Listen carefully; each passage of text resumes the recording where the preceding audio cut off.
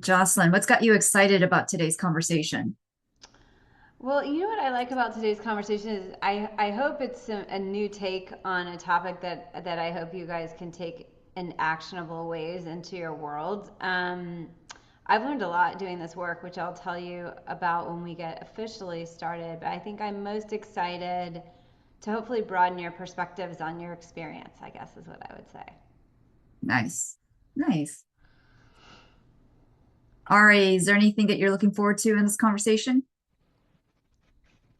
Learning, well, assuming I appear on video correctly, um, just learning more about this space. I will say, Jocelyn, those are cool glasses. Thank you. So if I could learn where those were acquired so that I could get a pair, that would be Yes, cool. I But will otherwise, tell you. no. Jocelyn, do you and I know each other? Jean, is that who's speaking? It is Gene speaking, English major and pre-med, Vanderbilt, around your era. Well, I'm English major. I was not pre-med. So I wonder if we were in a Shakespeare class together. I would like to think so. Wonderful. Oh, that's amazing. Connections always happen whenever you least expect them. Love it. Jocelyn, are you ready? We can go ahead and get started if you Sure, are. I'm ready. Thanks everybody. Thanks Sidebar for having me and for organizing this conversation. If any of you were at Spark, I guess in the last what was that 2 months ago, I was also there. And we'll share contact information afterwards. But let me give you just a little bit of what brings me here into this conversation. Um, and I also want to make sure this is interactive. So I know many of you aren't on video, but I'm hoping that you can raise your hand if you are with questions while I'm talking. You don't have to wait till the end. But for those of you who aren't, feel free to put those in chat because I know Kim's helping us moderate what's coming through. So I've spent my career in technology, and about 8 years ago started what at the time was a project to try and get new and different voices into the boardroom, understanding that this room sits above companies, so it's really the most important room in business. And it's really a small set of people that find their way there. And my discipline is product management. So maybe there's some product managers on the line. So I went and interviewed 100 board members to learn more. And what I learned that's kind of foundational to our work is that when I asked them how they found their last board member, they gave me a personal network story. So it was like I met them at a golf game or a ski weekend, and many of them said private dinner. So we actually started the company with a private dinner. In a month, we'll hit our 200th dinner across the world, and these are very intentional evenings of discussion. They're always split. Between people who want to serve on boards with people who can put them on boards, which are really only three personas. It's CEOs, investors, and serving board members. There's many like recruiters or organizations that help, but less than 5% of board seats flow through recruiters, which means most of them are flowing through word of mouth. And those are really the personas that create the opportunities and make the decisions. And so this role will feel, by the end of our conversation today, quite different from the executive sphere, and it really is. So I think part of why people find it so hard to either understand or find their way there is almost like the playbook that you've been given to be an executive doesn't necessarily work in the same way in this sphere. So our organization helps get what we would call under networked people into this very closed network in a few ways. We do our dinner series, of course.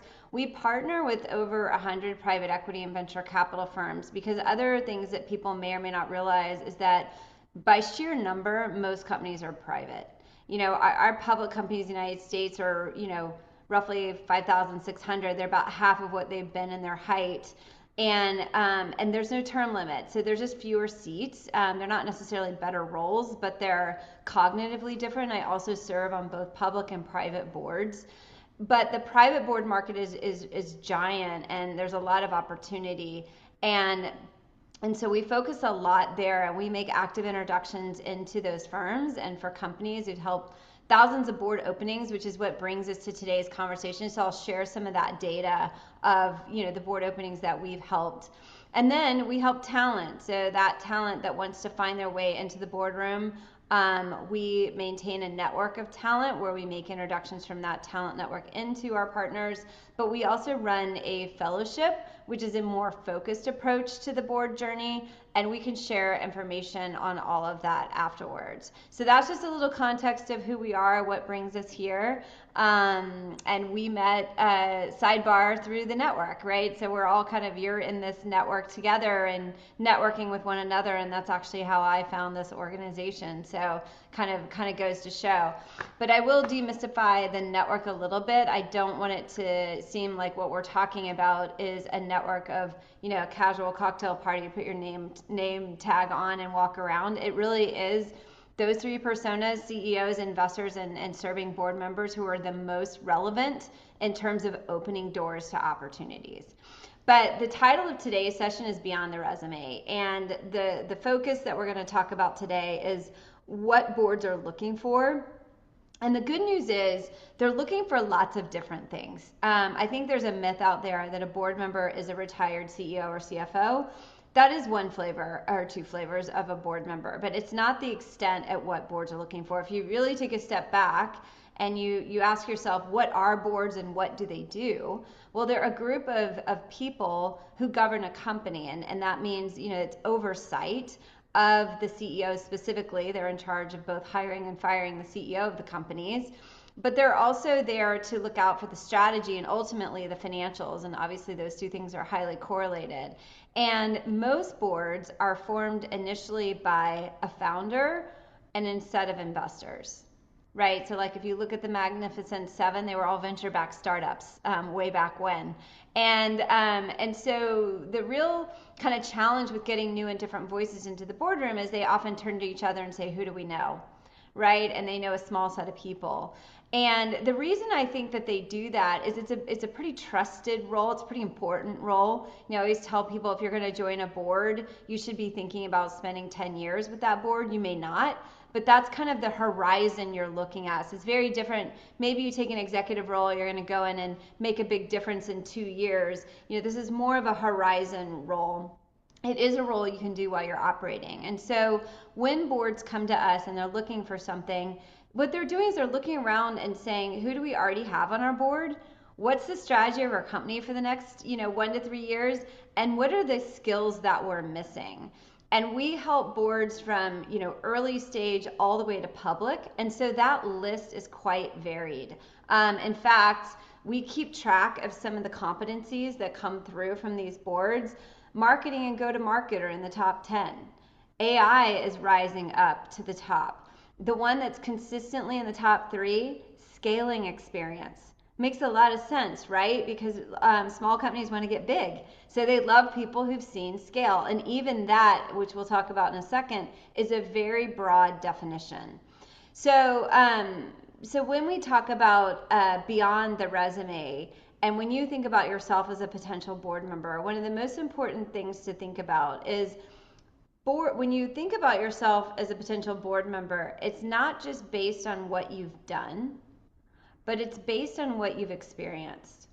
And I'll say that with a finer point. So if you were all interviewing for a job, chances are, or when you have been interviewing for jobs, chances are you often describe yourself in terms of what you were uniquely responsible for, you or your teams uniquely did. It's a very important part of your story, right? And when you're interviewing, it's probably the bulk of what you're talking about.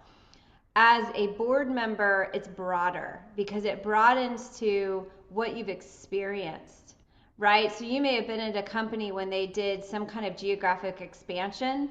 Maybe your team didn't do it. Maybe you weren't in charge of it, but you experienced what it was like to do that geographic expansion, as an example. Or you experienced M&A. Either you bought companies or sold companies. Again, you may not have been in the business development department that initiated those deals, but maybe you were on the integration team and you experienced whether it went well or whether it didn't go well. That's an important lens to start to think about yourself. So not just what you've done, but what you've experienced. And this also, just like a board is a horizon role, this goes all the way the horizon of your career. So it's not just about what you've experienced in your current role. It's all the roles that came before it as well, and the collective of what those set of experiences have taught you. Because as a board member, you're in an overseer role, you're not in an operating role, and so you're using some of that collective experience as you serve in that guide role, that overseer role versus the operator role. So any questions so far before we dive into these kind of dimensions of expertise that we're going to talk about? Okay. And we're a slide light organization, but we will send you all of these dimensions afterwards. We also have an article on it. I mean, feel free to take notes. And even if you're not, all of your AI note takers are. So um, it's funny. I have to change my language. It's like I used to say you don't have to take notes, but now we have these great AI note takers. So yeah, so I talked a little bit about, one of the biggest kind of frame changes when you step into a board role is this idea that you're a trusted advisor versus an operator. And you maybe have heard the phrase nose in, fingers out. As operators, you're often on tap to make a decision, make a choice between two things, decide who or who not to hire. As a board member, you're sitting above those decisions. You've got a team in place that's making those decisions, and so you're using kind of this more, I call it altitude. You're kind of sitting at a different altitude, and you're leveraging all of your operating experience to be effective there. So it's kind of more of an influencing from behind versus leading from the front type role. So the 7 dimensions, how did we come up with these? So I mentioned that we've helped thousands of board openings. And when they come in the door, we capture what they're looking for. And they consistently come in across 7 dimensions of expertise. And this is what we're going to break down today. Now, it doesn't mean every board opening comes across with 7, okay? And it doesn't mean that you all need to go get 7. But I'm going to talk about them, and they're each bucket. So we have thousands of tags underneath these 7. But I hope that, if nothing else, it causes you to take a step back and think about yourself more broadly. Because I think the first one I'll talk through is the one that maybe most of us are used to talking about ourselves in this lens, which is functional. So I even said it in the beginning, like, I'm a product manager. That was my functional definition throughout my career for the bulk of it, besides when I was an English major with Jean. But functional is, but many of you have had multiple functional roles. So maybe you started out in product and you moved into engineering, or maybe you started out in product and you moved into marketing. So again, it doesn't have to just be your current functional role, it's all the functional expertise that you've had. So for example, I did start out in product, but in the end, I was a COO that also had product engineering, marketing, and design. So now I have more functional kind of capabilities under my set of experiences. So that one I think is probably one of the most obvious ones. Industry experience is the next one. And again, this one might feel obvious. So I spent a decade at OpenTable. So you could argue I have a lot of restaurant tech experience, a lot of restaurant experience. But remember, especially those of you who might be in large organizations, like I think about the people at Google. Of course, they're technology industry, but depending on where you are, you also might be in healthcare. Or you might have exposure to the government because you're working a regulatory side of the business. So what industries do you have expertise in isn't necessarily the one that you've been in or that you're in right now. I just spoke to a woman today and she works for a CPG company in a general role, but sits on an internal board that's in another industry. So now she's got multiple industries in her single role. So that's kind of dimension number 2. The third one is customer segment. And when you think about customer segment, this can take many different lenses. So, this isn't meant to say, hopefully I'm broadening your scope and not narrowing it, but sometimes it's like people want to understand certain generational segments because that's their target audience of who they're trying to market to or sell products to. Sometimes it's geographic segments. We'll often meet companies who are located outside the United States and they're looking to bring their products to market here, or the other way around. They're based here in the United States, they're looking to bring their products to market in a specific country, or maybe even more broadly internationally. There's also cultural segments. So there's lots of different customer segments if you really take a step back and you think about, I have familiarity with what it's like to sell to large restaurant chains because of my background, but I also know how to sell to small independent businesses because of my background. So those are all different kinds of customer segments. Um, a fourth one is business model. So this one, it's nice to kind of break these down. I mean, a lot of people talk about like B2B or B2C. Maybe those are some of the obvious ones. But think about other ones that maybe come to mind. We've gotten requests for people who've been in marketplace businesses or subscription or franchising or enterprise. So there's a lot of different types of business models out there. And again, it doesn't have to be the one that's the predominant one at your company. You might have exposure to multiple types. And this is important for certain board roles where this is a place that either is their specialty or they're looking to break into it. I'm going to dive into scaling, but I want to make sure there's no questions on the first ones that we've talked about. We will be sharing information afterwards. I see a question in the chat about if we're sharing slides. We will be sending something afterwards. You'll have all this information. Any questions so far? I've gone through kind of maybe some of the most straightforward ones. Are these ones that are resonating with you? I have a question. Sure. Um, so it sounds like the emphasis is on highlighting the breadth that we have, which is different from careers highlighting the depth. When you guys are evaluating candidates, and everybody might have a lot of breadth, like what is a way for us to communicate that we might also have depth in some of the breadth, or does that even matter? It does matter. I mean, I Okay. think it depends on what stage you are. A lot of times if you've made it to a board interview process, they've probably already seen and understood your depth. And what's going to come out in the interview process is more your breadth. Um, I talk about LinkedIn a little bit because, you know, there's a and the board, by the way, the board interview process can be very a windy road. So we often talk to people and say, I didn't even know it was an interview. It turns out it was the beginning of one. Like if an investor, you just go to coffee, you're talking about the industry, for example, and then all of a sudden they're like, well, actually we happen to have an independent director opening at this company, et cetera, et cetera. So, there is a way for you to update your LinkedIn to have a little bit more of what we're going to talk about today. And we have an article on how to do that. I would suggest that everybody takes a look at their LinkedIn because oftentimes it will do exactly what you said, Ari. It'll talk about the depth of what you've done.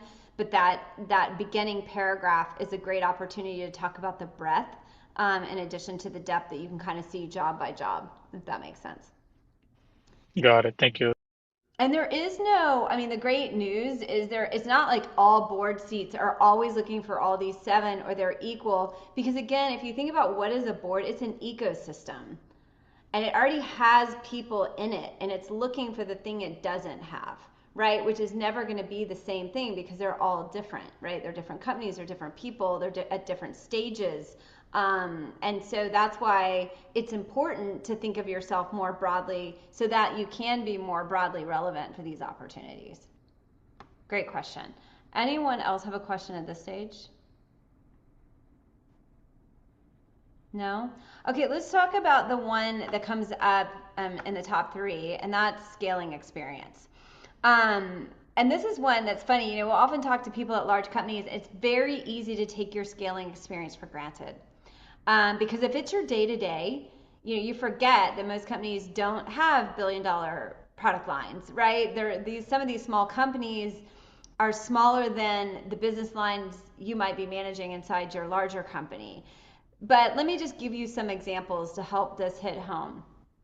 And again, none of these are, you don't need to have all of these. They don't come in equally, but they're examples of things that have come in. So for example, we want someone who understands a company that's gone from public to private or private to public. We want someone we get this quite a bit, who's been in a hyper growth role or they've been in a growth role. They've grown revenue from X to Y. They've grown a team from X to Y. They've expanded into this country specifically, or they've taken a U.S. product and gone international more broadly. And so, or sometimes they want, certain expertise in a specific area of the world because it's a very specific targeted approach. M&A, people who've grown through M&A or been acquired, other things in the kind of scaling and scope of ownership. Revenue, I think I might have said that one already, or they've exited a company or they've gone through an IPO.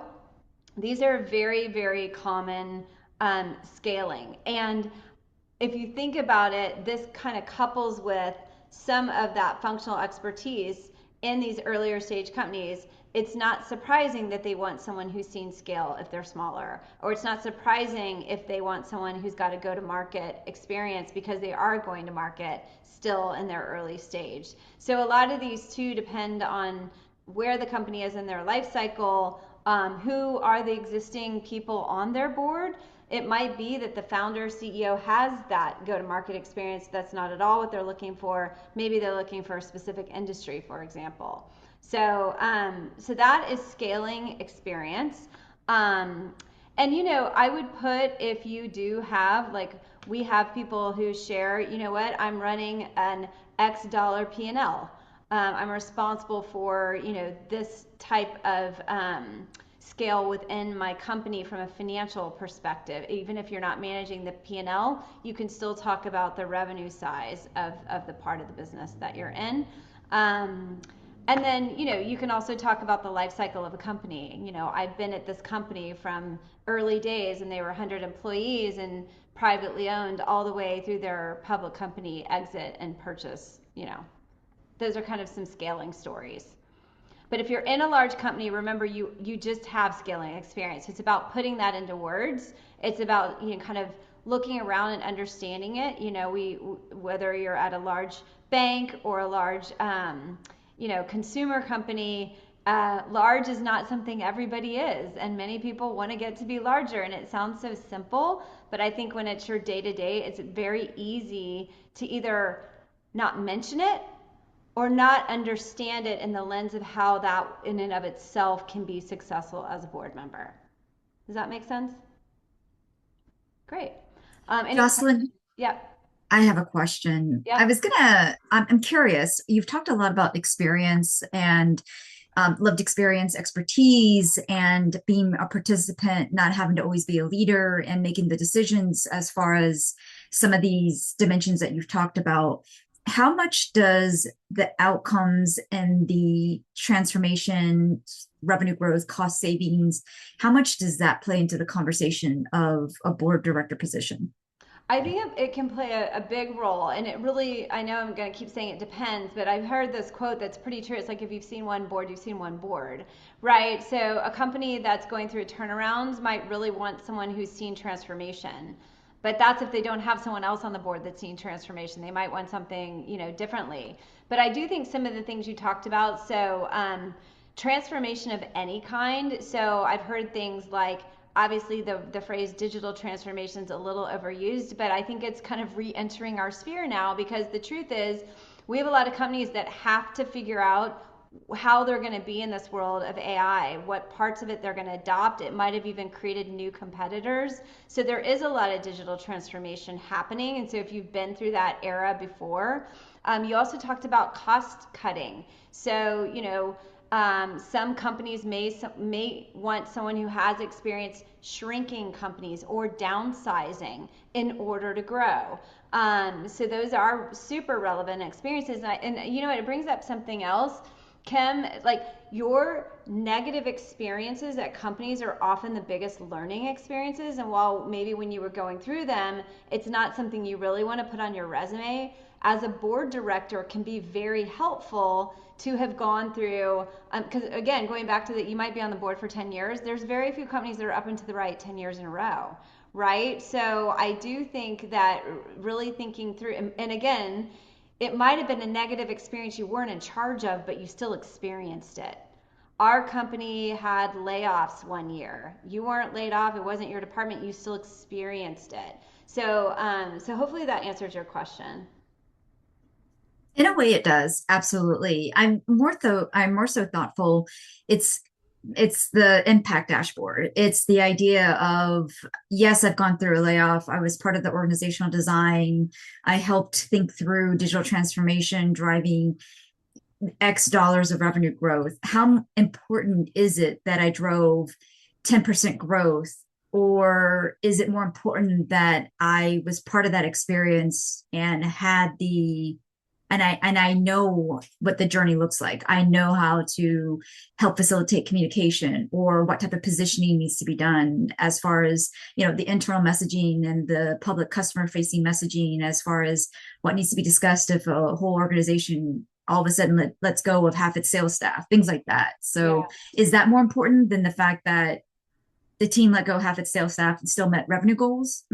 Yeah, it is, in a way, and I get what you're asking now. 'Cause I think the first part of what you said would be what you would say at the job interview, right? You'd be like, "Look, we let go half the sales department. We still met our sales goals, and I can show you now. I can come do that at your organization." But as a board member, you're not going to do those things. You're going to oversee those things. And so that experience is still relevant, but it's relevant in the context of the other side of what you were talking about. Because I did this, I understand that. You see what I mean? So I do think they're different because it's not that one's more important than the other. And it's taken in a larger context. Versus you almost could leave out the second part of a job interview. It might just be as simple as, look, we cut half the team, still made our revenue goals. I know how to do this, and I can come into your organization and do it again. So remember, do an experience are related because what you've done creates your experience, but the lens by which you're usually sharing those experiences at the board level is that. So hopefully that makes a little bit more sense.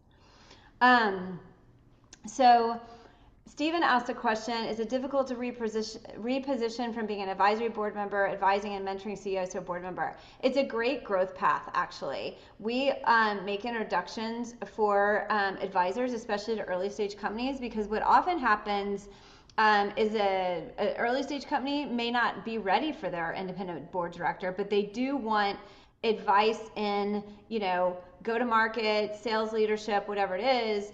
And we often find that when those are good, connections, and assuming you like the company and you like advising them and you're adding value, you're the first person they think of when they are ready for the independent directors. We've had several people in our network, that's how they've on-ramped into a board seat. So I do encourage you, especially, we'll talk about this at the end because people are like, how do we get access to these opportunities? You have to kind of get access to those people, right? CEOs, investors, and serving board members. And being an advisory board member is one way to do it. It is a different role. It's not the same, but it is a good on-ramp. Great question. Thank you. Any other questions before we keep going on some of these dimensions? I have a question. Can you share one secret success, like how people position themselves and become a successful board member? So great question. Thank you for that. The positioning is a lot of what we're doing today, right? These 7 dimensions is the positioning of like, who are you? Not just how you're used to describing yourself. I'm Jocelyn, head of product at Open Table, but this broader lens of what I've experienced. So that's one. And then being a successful board member, we will send out another set of information. So I mentioned that we do these dinner series. The first 36, we ask the question, who's been your most valuable board member and why? And these are off the record storytelling dinners, but and there's 20 something people at each one. We took all the notes and it condensed into 10 qualities. And so that's what we'll share, the 10 qualities of what great board members do and inherently don't do.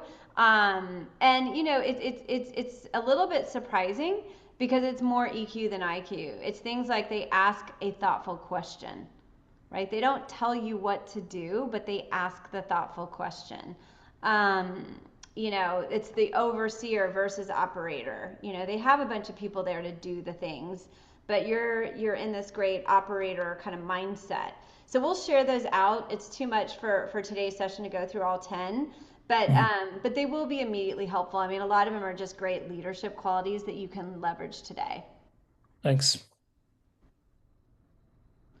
Okay, so the next dimension is ESG, which is, three small letters that mean three very big and different things, but it stands for environmental, social, and governance. And so, with environmental, this doesn't necessarily mean that you need to be working at a climate-based company. You might have actually just been part of thinking about sustainability through your supply chain, for example. Social tends to lean towards corporate responsibility, any ERG leadership or nonprofit work. And then governance is things like, some of you might already get exposure to your current board. So, understanding if you already present to your board or you have exposure to certain committees on your own boards. But it's also increasingly things like risk or regulatory topics like, cyber or security or things like that often fall under this topic. So again, not everybody will have these, but if you do, there are things to make sure you own. And then the final one is one that we developed recently, and we developed it with our AI Advisory Council. And it is AI, but I'm going to break it down for you a little bit more because I think when we think about AI, it's easy to say, yeah, we need someone with AI on our board, and that's actually not specific enough. And it's also not specific enough as AI relates to the boardroom. So we, along with a really thoughtful group, came out with 4 AI governance subcategories. So let me go through those because I think this is also, remember, AI is new for a lot of people. And so I actually believe we probably have a lot of people who are understating their AI governance experience versus overstating it. So the first one is AI strategy and business integration. I mean, I don't know a company or a board who's not talking about this. Who are we, assuming that they're not an AI native company, and even so, they are probably still talking about this.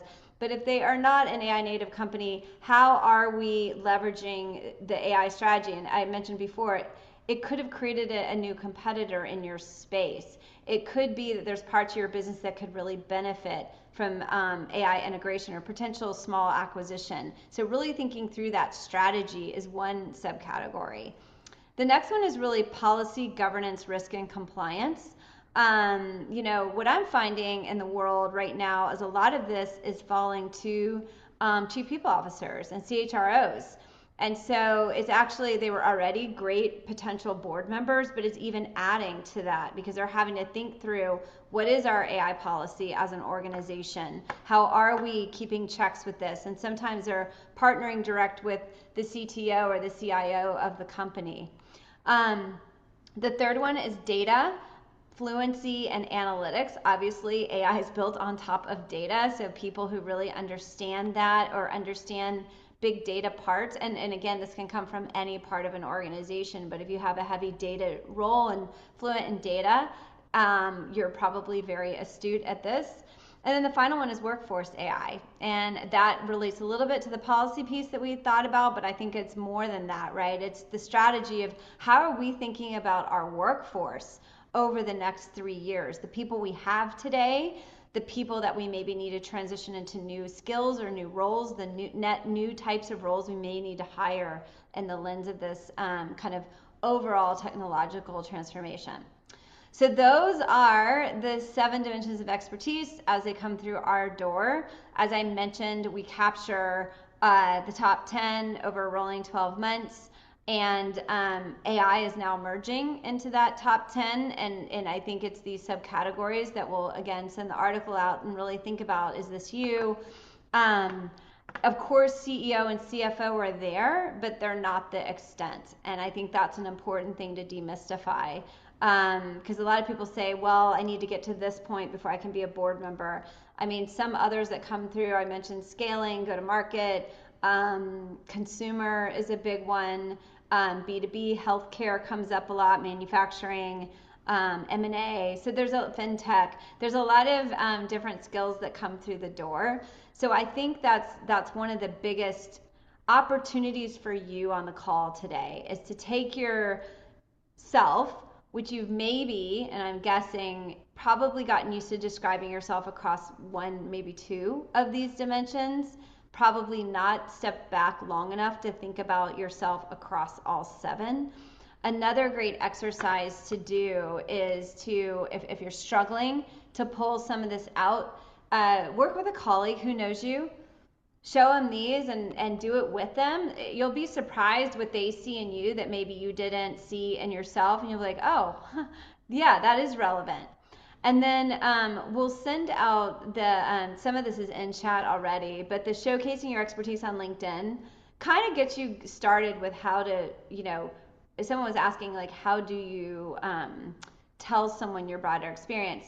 There is no one way. I think this first step is thinking about yourself across all 7 dimensions and asking yourself, like, what am I not talking about that I actually have, in terms of, again, what you've experienced, not necessarily what you've done. The second piece is, okay, now translating it to be able to share with somebody, but that could be happening over a conversation. Not all the time are you sending a board bio. It could just be your LinkedIn needs to be up to date, or you're shooting an email to someone in your network saying, hey, I'm interested in boards. Here's a little brief on me. Not everyone opens PDFs, right? So you need to also be able to know how to describe yourself across these dimensions in a succinct way, or if you're just have a short conversation with somebody. So this is the goal today, is to help you think about yourself more broadly. Distilling it into the bits and pieces that need to get shared with your network will depend on what context that's being done in. Jocelyn, Eileen has a question. Eileen, do you mind asking your question and coming on? Great. Jocelyn, thanks for sharing some quick bites on board leadership and what folks are looking for. I think you kind of answered my initial question, which was, we're all in the mindset that most boards are looking for C-level. And it sounds like there is more opportunity now for those who are not at the C-level to position themselves for some of those board recruitment opportunities. Is that accurate? That's super accurate. And because the other reason that's accurate is C-level doesn't mean the same thing, right? I mean, you could be C-suite at a really small company and be managing a lot less than 4 levels down at Microsoft. So that's why I like this exercise, because it's less about what your title is. It's more about what your broader set of competencies are. The other thing I'd say is I got from the same kind of source that we work with 2 different board seats. One asked for someone specifically who was currently operating. One asked for someone specifically who is recently retired. So if they have an opinion about one or the other, remember, they're basing it on who they already have. So my guess is the one that said we want someone who's currently operating, no one on the board's operating. They're either investors or they're retired operators, and they're missing the voice of, like, the current on the ground operator. And then I think the other side of that, where they ask for someone who's recently retired, my guess is they want someone who can actually dive in and spend a little bit more time than someone who would have a full-time job. So I think, and I'm looking at your question in the chat, the one thing I would say about startups and legacy organizations, and this is a huge generalization, so take it with a grain of salt.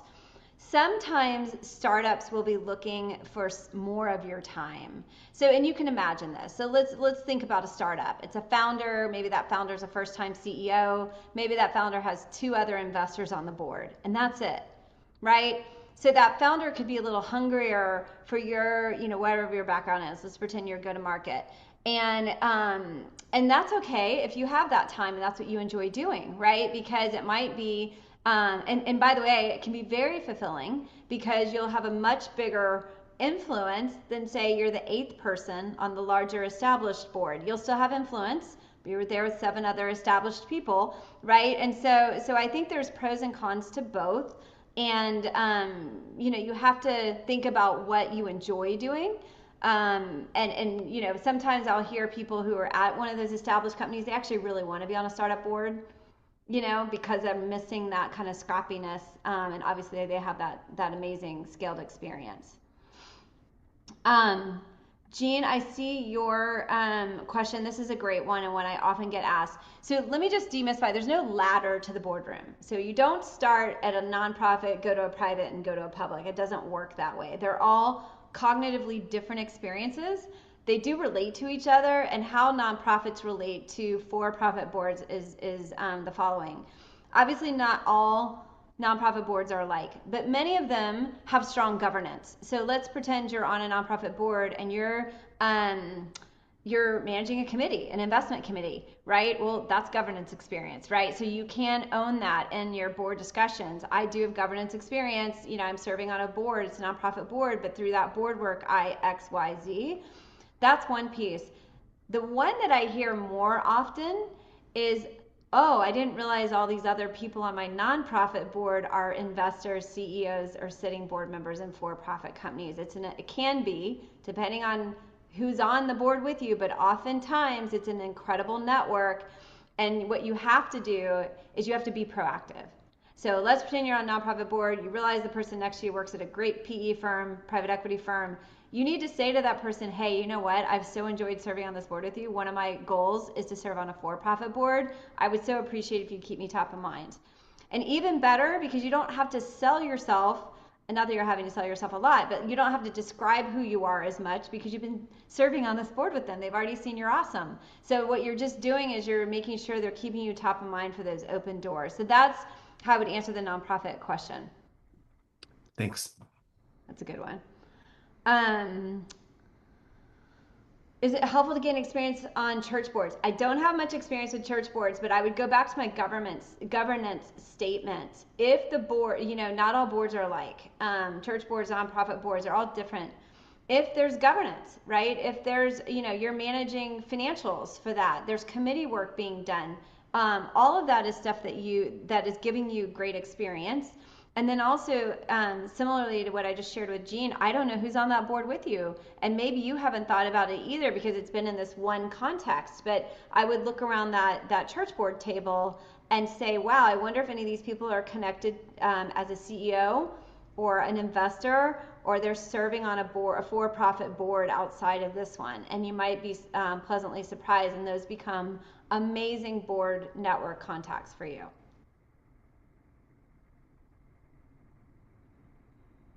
All right, we have just a few minutes, and I know that you wanted to do a survey. So, Kim, maybe tell me how much time we have, how many questions we have left. Eileen just popped up another question, and we have at least 15 minutes. So go ahead and keep talking. I will take the last 10 to just, take a minute in the last 10 to just remind everybody about the Sidebar survey. Okay, perfect. Okay, so given recent efforts to improve board representation, there's been an increase in board readiness programs. What are your thoughts or recommendations? I always say research the programs and ask yourself, what are you looking to get out of it? And does that program deliver what you're looking to get out of it?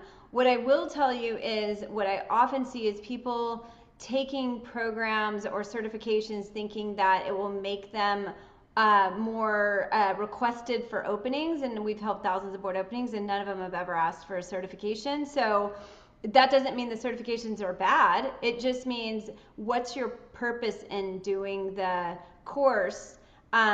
There's also great courses for existing board members where they want to go deeper on audit or they want to go deeper on compensation committee issues for the year. There's great organizations for board chairs. There's great organizations for serving board members. I think the best way to get ready for a board is to get operating experience. I really do. We do ourselves run a fellowship program. It is not a board readiness program. It is board demystification. So the difference is a lot of the topics I went through today, like we have a whole session just on the 7 dimensions. They are cohort driven with other executives. And then we have a big focus on visibility. So our fellowship program, we're actively introducing our fellows into the board world. In fact, we just had 4 fellows get board seats in the last 6 months. So it's not just about the demystification, it's also about connectivity into the network, which is it's the hardest part of the equation or of the marketplace. The resources on board bio, so I'd say today is a great starting resource, right? Because your board bio can look as pretty as it could, but if it's not robust with these 7 dimensions, you're underselling who you are as a potential board member. So I love today's session as the starting point.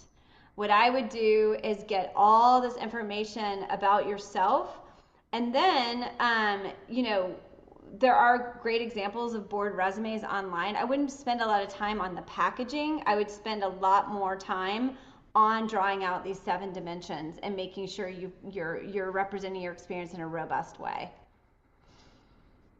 Okay, let's see. Do you have any advice for founders of smaller private companies or technical companies looking for board members? And yes, we do.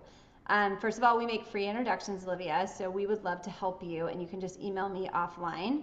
And what we typically do is we have a conversation with you, or if you're in charge of putting the independent on your board, or with whoever that is, and we talk through a lot of what we've talked through today, but from the other side, which is, okay, tell me about your current board, tell me about your strategy, tell me about what you're missing, what kinds of people would you like to meet, and then we have a network of over 10,000 executives, and then what we'll do is we'll deliver 3 to 5 names of people that maybe fit that profile, and then you're off to the races, getting to know those people. So the other thing I would say is there is a article, actually, you know what? Beyond their competencies. So let's pretend you do the mapping of your board. You're like, hey, I want someone who has these 3 dimensions or whatever. We pull some names. What I would use is, it's also something we sent, those 10 qualities of what it takes to be a great board member is also a great interview tool for potential board members. And if you're interviewing for a board seat, use those qualities to help you figure out how you want to show up at that board interview, right? So, and the fellowship has a whole session on interviewing because it's very different. But that's what I would say for that. That's what we do. We love to do it. So please take advantage of our network. We'd love to help you. Great questions, everyone. What else? At a high level, given your personal experience on public and private, what do you think its differences are between the two in terms of pros and cons? Yeah, I mean, I always say they're quite cognitively different, and what I mean by that is there's a high level of regulation that takes place in public company boards. For those of you who've been a part of, either worked there or seen those boardrooms, and so you learn a lot about that, right? There's a very defined committee structure. There's a lot of kind of rules and processes that you may not find, likely won't find on the private boards. Some of this is a generalization. They tend to be larger. So, some of these early stage private boards, it's the situation I just named. It's a founder, 2 investors, and you're the first independent. That's 4 people. The public boards are getting up to like 8 to 10, and everybody's an independent. You have your executive board members, like your CEO. And I'd say the other thing is, and the reason I like to say one's not better, but they're cognitively different, is there's just a lot more private companies out there. And so from an opportunity landscape, I think we've kind of done ourselves a disservice by giving so much attention to public board seats, not because they're not good. It's just that there's no, that they're definitely better than private board seats. The only reason I think we talk a lot more about them is they're more visible. They're public, right? We can count them, we can study them, we can read about them. There's so many, and you know this because many of you are involved in the private company space, but I like to reiterate that the Magnificent Seven started as little venture-backed startups no one had heard of, because there's a lot of interesting innovation and future being built right now in the private company market, and from a sheer number, there's many, many, many opportunities in the private company board space. Thank you. Very good question. And then Jocelyn, kind of just really quickly to build on that, what I shared with Eileen, when you think about public versus private, and you think about your time, and let's say you can only take one, you have to kind of ask yourself what you want to do in terms of impact and where you think you can be most impactful. Your answer might be, I could be more impactful being the only independent on this small startup board than I would being the 8th voice at this larger organization, for example. Okay, who was talking? I missed. Jocelyn, this is Kim Martin. I was just going to quickly remind everybody about the survey. I'm just going to share my screen and you can answer more questions. Oh, great. Yeah, so everyone please do the survey. And then since I can't see everyone, just speak if you have a question or put it in the chat. We'll share, we shared a bunch in chat. We'll share a bunch of follow-up articles for you as well to how to contact us if you're interested in the fellowship. Kumar asked the real question, how much time does this take? Okay, it's a great question. I would answer this the way it was answered for me, which is it's a breadcrumb every day, which I loved that answer. It's kind of true, but the way to think about time on a board is there's scheduled time and unscheduled time. Scheduled time is you can find out during the interview. How often do you meet? Do you meet in person for every meeting? Most boards do meet in person for every meeting. COVID, that kind of got out of sync, but it's kind of back. Some do one remote in the summertime.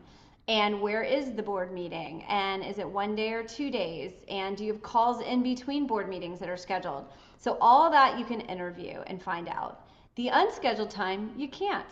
Because you know what a breadcrumb could be? It could be someone bought your competitor today. You need to go read that article. It could be they're interviewing a new CTO and that's your background. They want you on the interview panel. It could be, you know what, your chair has a quick question, you jump on the phone. It could be a crisis. Speaking of COVID, when COVID happened, guess what every board was doing? Talking. And that wasn't planned. That wasn't on the calendar. So that's what I would say. If you're worried about time, just go look at all the amazing notable people out there that find the time. So I tell everybody you can make the time to be on a board while you're operating. It is possible. But I like this kind of breadcrumb every day as a great way to think about it. And then the Tram, how to be an effective board member once you get your seat. Take a look at our MVP 10 qualities. That's your best bet. That's what I think is the best resource that we have for that. And I think, be patient. It's not like an executive where you have a 6-month plan and you get a review. Right? You build it over a longer period of time with probably a lot less frequent touches. So it's a long game. And for those of you who are interested, I hope it's a long game for the rest of your career because it's one that you can do while you're operating, while you're not operating. You can go from one to the other. Which is why I love it. It's so additive to whatever you're doing in your operating roles.